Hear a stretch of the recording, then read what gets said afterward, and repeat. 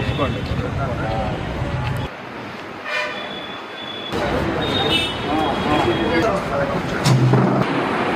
NDA ఉమ్మడి అభ్యర్థి alpha Rajendra గెలుపు కోసం ఈ రోజున పోతుంది. దాని గురించి గట్టిగా మీరు జనానికి చెప్తూ మీరందరూ కూడా ఆల్ఫా న్యాయవాదులుగా ఉంది. మరియు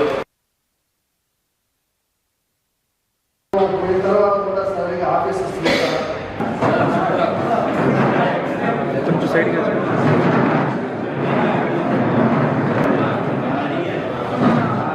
చూడ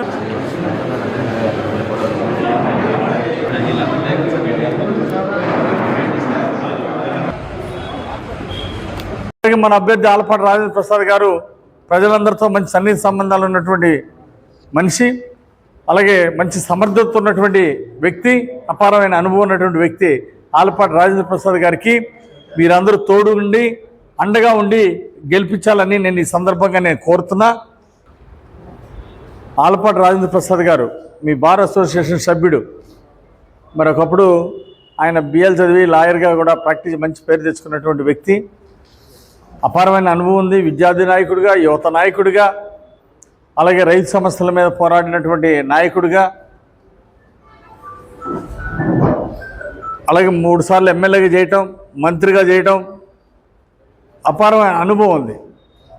మరోపక్క చంద్రబాబు నాయుడు గారితో, పవన్ కళ్యాణ్ గారితో సన్నిహిత సంబంధాలు ఉన్నాయి, లోకేష్ గారితో సన్నిహిత సంబంధాలు ఉన్నాయి. దానివలన రేపు ప్రజలకు ఏదైనా అవసరమైనా, ఎంప్లాయీస్కి ఏదైనా అవసరమైనా, టీచర్స్కి ఏదైనా అవసరమైనా, బార్ అసోసియేషన్ వాళ్ళకి ఏదైనా అవసరమైనా చొరవ తీసుకొని ఎమ్మెల్సీగా వాళ్ళతో మాట్లాడగలరు.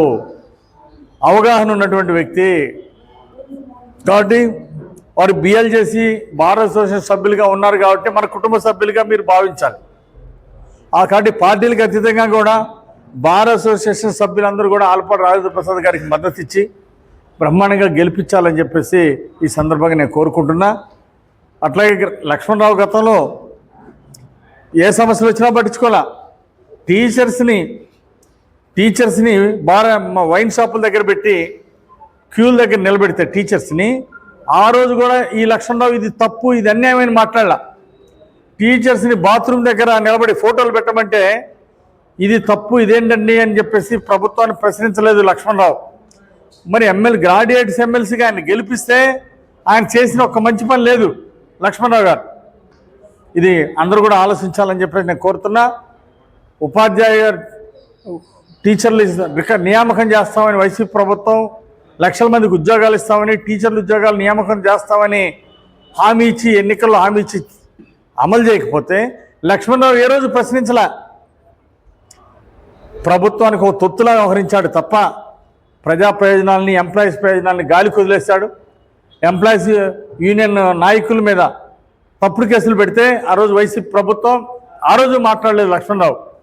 ఇలాంటి అసమర్థుడిని మరి ఈసారి ఓడించాల్సిన అవసరం ఉంది.